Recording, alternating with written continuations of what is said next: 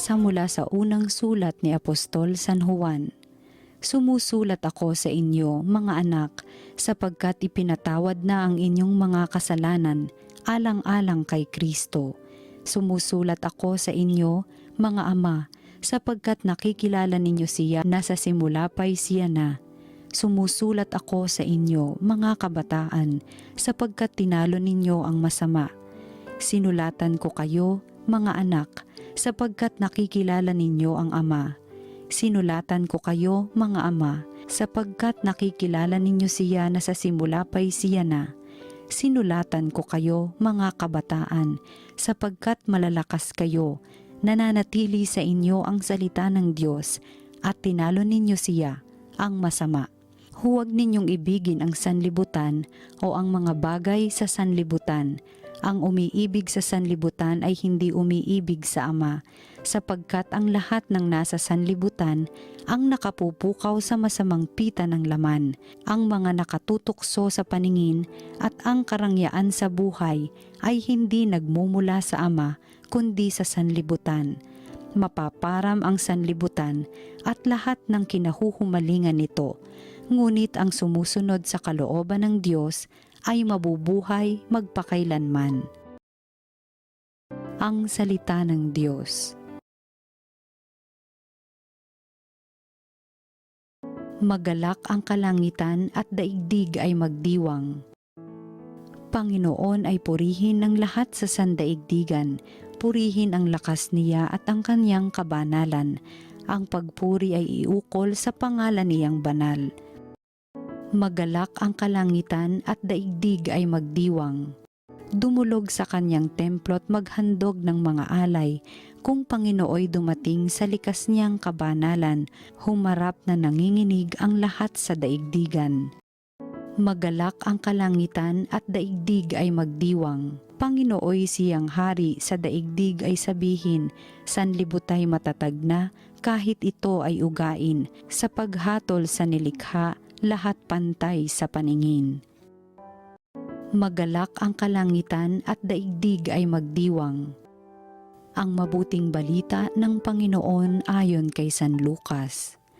Noong panahong iyon, naroon sa templo ang isang propetang babae na ang pangalan ay Ana, anak ni Fanuel na mula sa lipi ni Aser.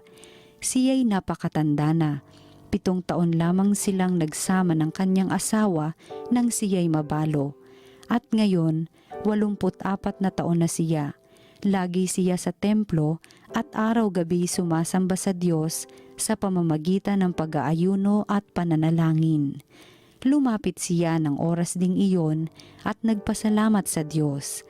Nagsalita rin siya tungkol kay Jesus sa lahat ng naghihintay sa pagpapalaya ng Diyos sa Jerusalem. Nang maisagawa ng mga magulang ni Jesus ang lahat ng bagay ayon sa kautusan, bumalik na sila sa kanilang bayan sa Nazaret, Galilea. Ang batang si Jesus ay lumaking malakas, marunong at kalugod-lugod sa paningin ng Diyos.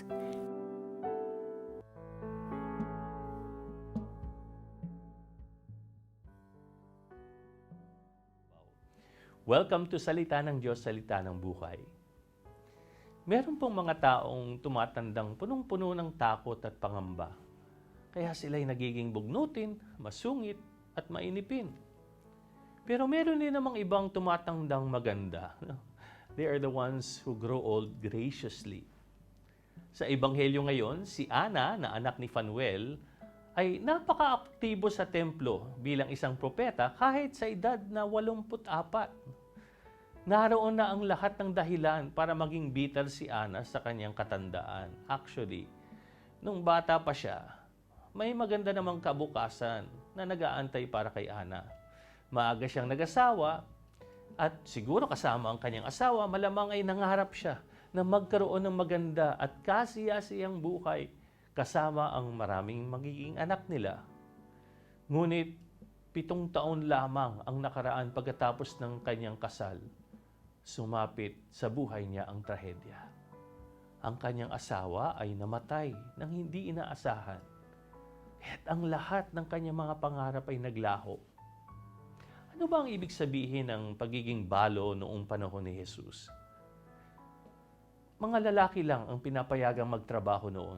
Kaya naman, kapag isang babae naging balo, nawawala, hindi lamang ang kanyang pinakamamahal na asawa, na kanyang partner at suporta, nawawala rin ang kanyang income at ang kanyang katayuan sa lipunan. Kaya pwedeng sabihin na sa puntong iyon, parang tapos na ang buhay ni Ana. Ngunit alam natin sa ating ebanghelyo na ang kanyang buhay ay malayong matapos pa.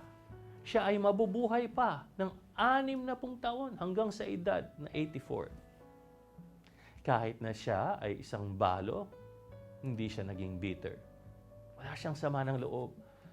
Matanda na siya, ngunit hindi siya tumitigil na umasa sa Diyos sa kabila ng kanyang katandaan. Paano kaya niya nagawa ito? Mga minamahal na kapatid, meron siyang sikreto upang mapanatiling payapa ang kanyang puso.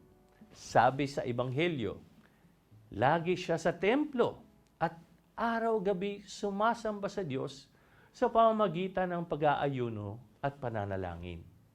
Dito makikita natin ang dalawang mahahalagang bagay. Una, sumamba siya kasama ng bayan ng Diyos sa templo. Makikita natin ito bilang katumbas ng ating banal na misa. At pangalawa, siya ay nanalangin din ng pribado at nag-aayuno pa nga. Ito ay yung mga personal na gawain ng kabanalan o sinasabi na private devotions. Kaya, ano ang sinasabi nito sa atin? Ang mga taon na nag-iwan kay Ana na walang kapaitan, pangamba, pagkabalisa o takot, ito ay dahil araw-araw ay pinapaigting niya ang kanyang pakikipag-ugnayan sa Diyos. Kaya ano ang punto para sa atin ngayon? Ang Diyos ang pinagmumula ng ating lakas kung saan ang ating kahinaan ay nagiging perpekto.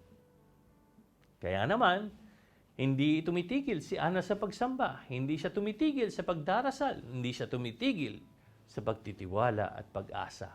At ito ang susi sa kanyang lakas ng loob na may higit na 60 taon. At ano naman ang gantimpala para sa kanyang buhay ng panalangin?